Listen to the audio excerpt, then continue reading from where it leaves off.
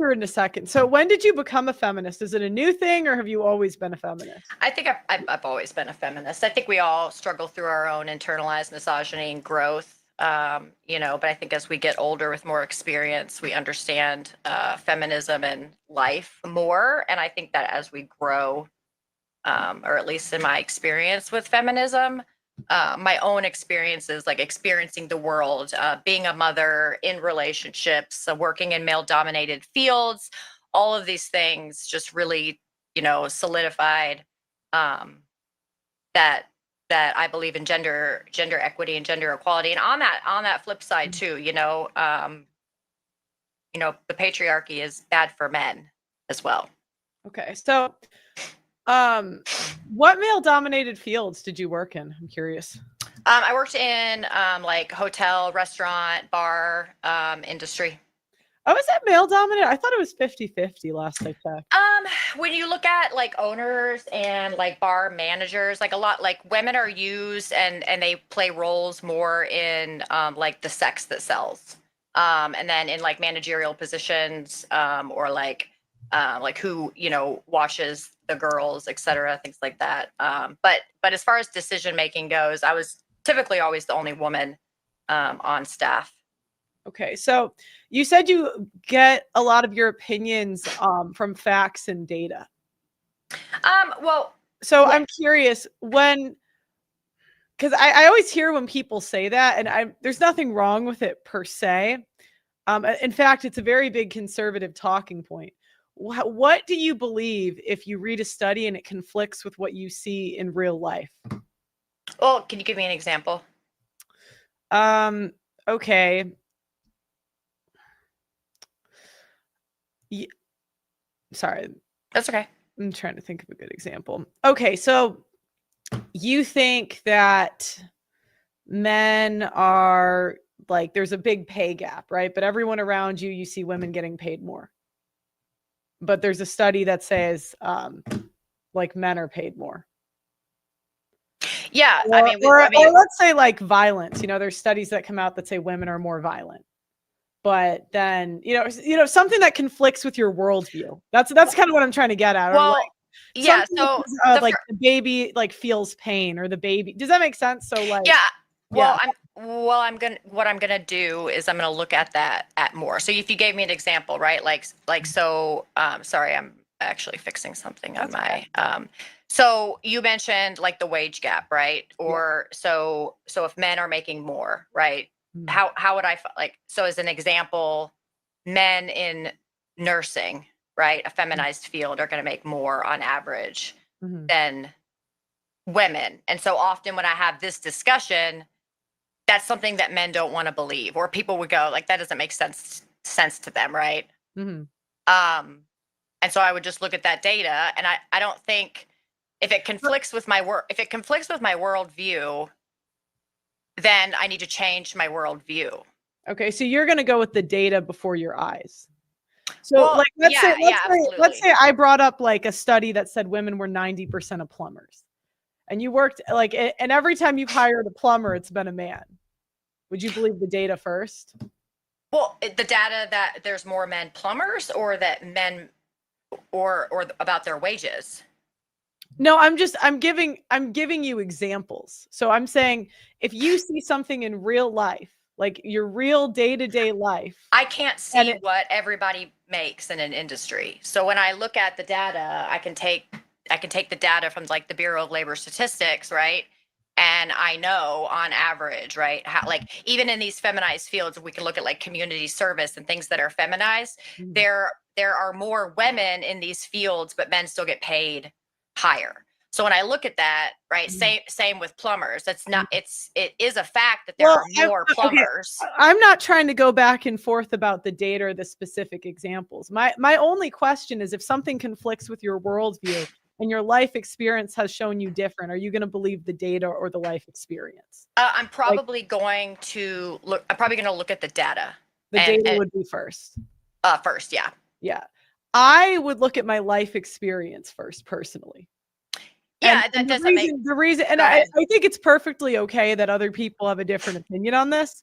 But the reason being is that I think there is a lot of deception in the way people show numbers at times, and you don't know who's funding stuff.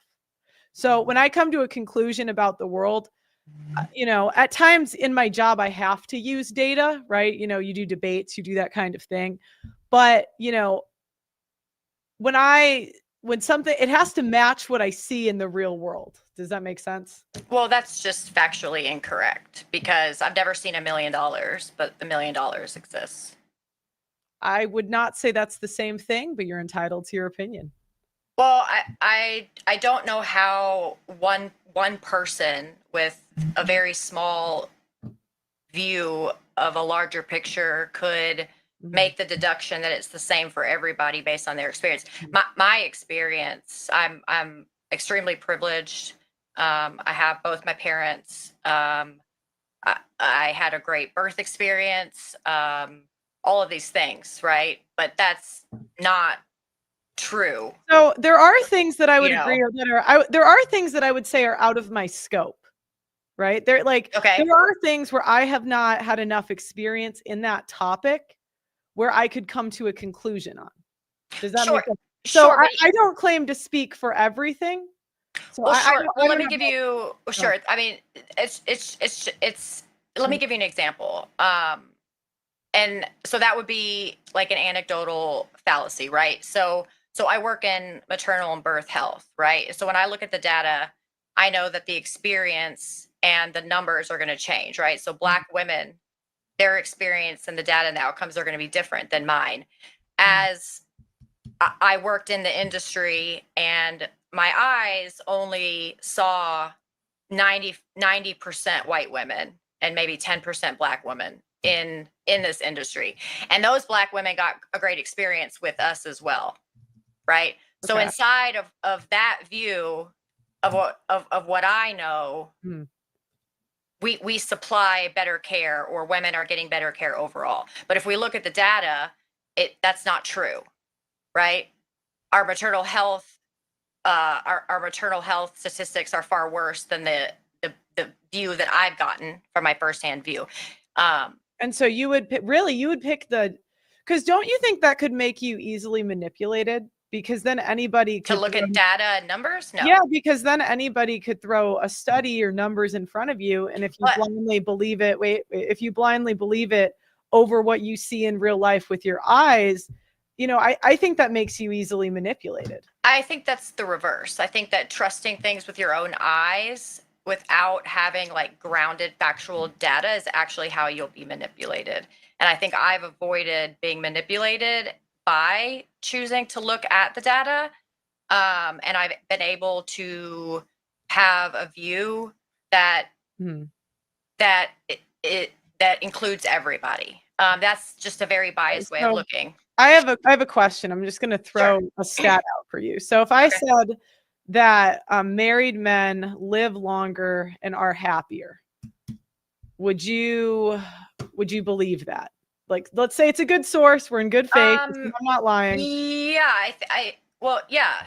Well, sure. I also know that there's truth to that. But when you say like married men, there's going to be like married men in comparison to who, and then inside of married men, there's going to be single men in comparison to men that don't get married. Single men. Yes, I know that they are. They live longer. So the one way conservatives really like to push marriage because they want their religion to be right. Right. So there's an ego investment where they're trying to sell. They want more people in the congregation. I think we might agree on this though. No, wait. So let me finish. Okay. So the way they manipulate that stat is they include men that are disqualified from marriage because in general, women would not marry men that are extreme alcoholics, that are, you know, that they have a life choice that, they're not really in the marriage. I don't know that that's true. Do you have a statistic that says that like men with like alcohol or drug problems like don't get married as much? Or, you know, see, again, I think that would just be anecdotal. You know, I don't think crack addicts are really the number one draft pick for women. That's what I mean.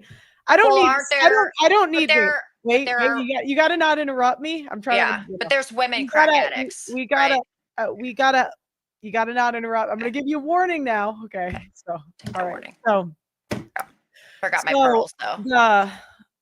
The challenge you get is if I need a study to think, I don't need a study to think. I can think through what I've seen in real life. So well, I do. That's fine. Yeah, if you need a study to have any opinion, it's totally fine. But it's just a difference in worldview. I think that would make you easily manipulated. You would probably think it makes me easily manipulated, which is fine. We can disagree. Yeah, I mean, I think, like I said, if we're looking at, right, like, I mean, if I say 1 + 1 = 3, and that's my worldview, and you're like, well, I actually have data to say that 1 + 1 is 2, and I'm like, yeah, but over here, 1 + 1 is 3, right? You're right, I'm wrong, but my worldview. So I'm glad you brought that up, because I do think that's, what if the person's lying, right? What if the person's just making stuff up to be a victim? What if, and I'm not saying me, but just in general, that's the challenge you get with anecdotes. I understand the discrepancy, but I think over time you just start to see who tends to make stuff up and who doesn't. And then that's something you got to make a judgment on as a person. So. Well, I don't really make judgments on data. I think there's good sources. I think there's reliable and non-biased sources, and that's where I try to stay, right? Because numbers don't lie. When we look at things like maternal mortality, right? Like, you can't lie on who died, right? Like, they're dead, right? So, and then when we suss that data out, like, nobody's lying. I would agree with you. Could you say that again? Wait, I just don't know what that is. What mortality? Say that one more time. The maternal, like, women who die during pregnancy, birth, and I believe it includes 40 days after birth as well in the postpartum period. I do agree that some data is better than others. Okay. Right. So I'm not saying you don't take data, right? I'm not saying that you never look at it, you never consider it.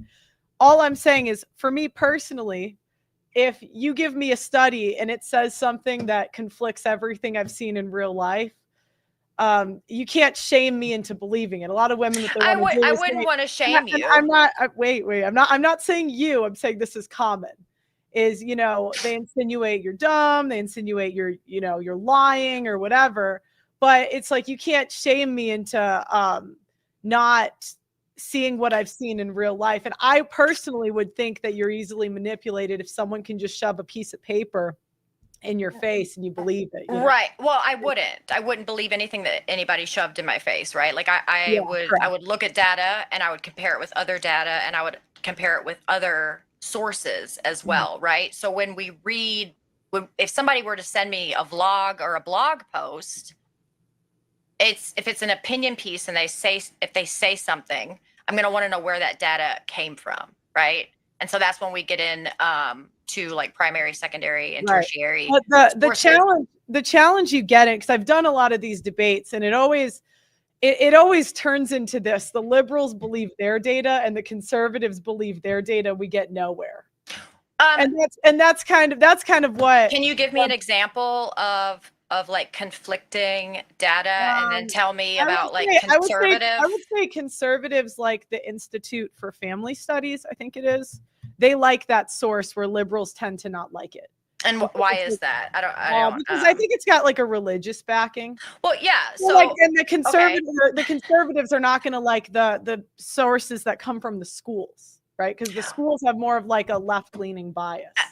You guys might disagree, but that's how we see it. Well, I think that to be honest, I think you're confusing left-leaning sources just with, like, educated, non-biased sources. And a religious institute would be biased for their agenda, kind of like you're talking about with marriage.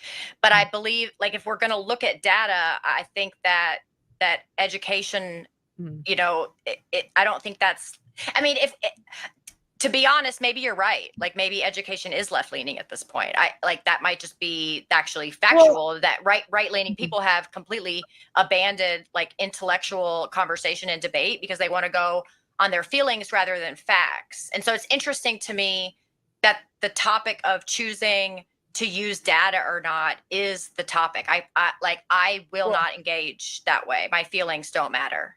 So again, I noticed you said educated, non-biased sources. And to me, the way I would interpret that is I get to determine what's a good source and a bad source and it just, again, it just becomes a back and forth between. No, I think things like peer reviewed and double blind studies, randomized studies, I think things like those are what would make them more right. Because if the people don't know they're in it, and if we're looking at raw data, and if we have sample size after sample size after sample size after sample size that is saying the same thing, I think that if I still chose to believe my own worldview, I think that I would be doing a disservice to myself. Let me give you an example.